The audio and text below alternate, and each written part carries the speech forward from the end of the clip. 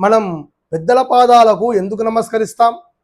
అది కేవలం ఒక ఆచారం మాత్రమేనా, లేక దాని వెనుక ఏదైనా రహస్యం ఉందా? ఎదుటివారి పాదాలను తాకినప్పుడు మన శరీరంలో ఎలాంటి సానుకూల శక్తి ప్రవహిస్తుందో ఆ స్పర్శ వెనుక ఉన్న ఆశ్చర్యకరమైన సైన్స్ మీకు తెలుసా? పాదాభివందనం అంటే కేవలం తల వంచడం కాదు, అది ఒక అద్భుతమైన శక్తి ప్రవాహం. ఆ రహస్యమేంటో ఈ వీడియోలో వివరంగా తెలుసుకుందాం. మన శరీరంలో విద్యుత్ శక్తి నిరంతరం ప్రవహిస్తూ ఉంటుంది.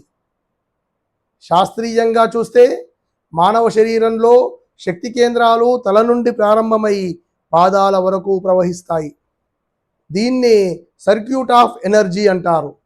మనం వంగి పెద్దల పాదాలను తాకినప్పుడు మన చేతి వేళ్ల ద్వారా వారి పాదాల్లో ఉన్న సానుకూల తరంగాలు మన శరీరంలోకి ప్రవేశిస్తాయి. ఇది ఒక రకమైన ఎనర్జీ ట్రాన్స్ఫర్. వారి సుదీర్ఘ అనుభవం, సాధన వల్ల వారి శరీరంలో నిక్షిప్తమైన ఆ సానుకూల శక్తి స్పర్శ ద్వారా మనకు అందుతుంది. అందుకే శాస్త్రం చెబుతుంది, అభివాదనశీలస్య నిత్యం వృద్ధోపసేవినః. అంటే పెద్దలను సేవించే వారికి ఆయువు, విద్య, యశస్సు, బలం పెరుగుతాయి అని.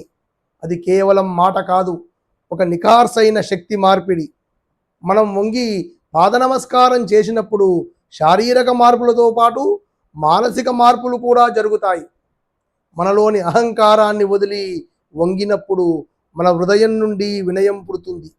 అదే సమయంలో పెద్దలు మన తలపై చేయి పెట్టి ఆశీర్వదించినప్పుడు వారి నుండి వెలువడే శుభ సంకల్పాలు మన మనసును ప్రశాంతపరుస్తాయి. ఆ ప్రేమపూర్వకమైన స్పర్శ మనలో ఆత్మవిశ్వాసాన్ని పెంచుతుంది.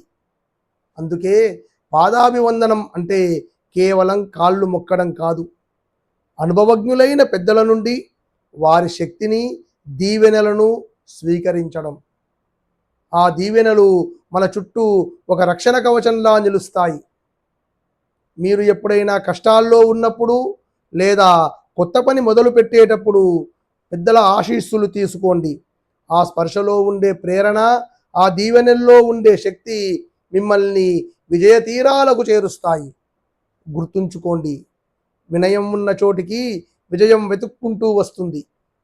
హంస నీటిని వదిలి పాలను మాత్రమే స్వీకరించినట్లు ఈ హంసవాహిని పురాణ కథల్లోని ధర్మ సూక్ష్మాలను గ్రహించి జీవితాలను ప్రకాశింపజేస్తుంది. ఈ వీడియో మీకు నచ్చినట్లయితే లైక్ చేయండి, షేర్ చేయండి, కామెంట్ చేయండి. మరిన్ని ఆధ్యాత్మిక విశేషాల కోసం మీ హంసవాహిని యూట్యూబ్ ఛానల్ను సబ్స్క్రైబ్ చేసుకోండి. మరో అంశంతో మళ్ళీ కలుద్దాం.